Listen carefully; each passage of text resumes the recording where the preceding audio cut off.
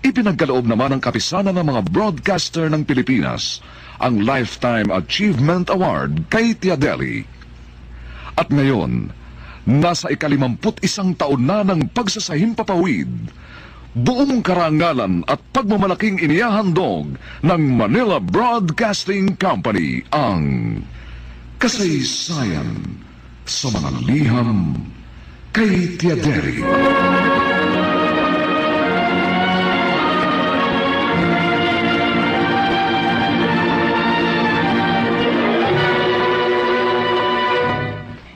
Itong